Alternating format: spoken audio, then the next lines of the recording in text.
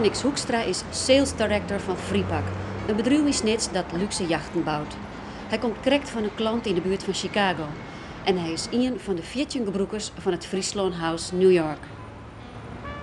€2500 betelt hij in het jaar voor het lidmaatschap, want het concept wordt stiepeld door de provincie. Ja, goedemorgen, dit is Marnix.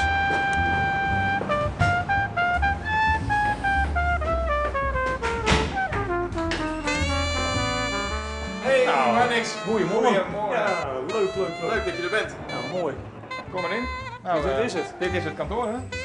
Prachtig. Een van de werkplekjes hier. Lennart Drogendijk is betinker van het Friesland House concept.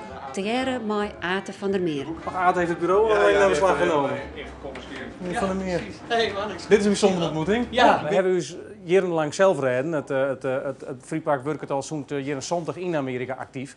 Maar de just nou met de economische teneergang dat markten stil komen te stingen. En wij hebben onderzoek die in de Amerikaanse markt volgens u loopt het snelste weer om in de jachtbouw. En dan moest net stilzitten bloeien, dan moest je hier hinnen. En toen ik van het Friesland House concept jaren dacht ik, dit is uniek. Dan hebben we uw eigen plakje, misschien toch wel wat kennis van de markt, maar echt een eigen adres, telefoonnummer, bureau, vergaderceel, dat spreekt dus wel om. De mensen van agentschap Nieuw Amsterdam houden hier feitelijk kantoor. Zij bemiddelen tussen een gruttal Amerikaanse en Nederlandse zakenpartners. Maar de bedrijven moeten het wel zelf doen. Dus ze hebben een eigen kantoor, ze hebben een eigen bureau, eigen vergaderzaal, ze hebben een eigen telefoonnummer. En daarvoor moeten ze hun markt en hun klanten bedienen. Dus praktisch gezien zijn er bedrijven hier elke week? Nee.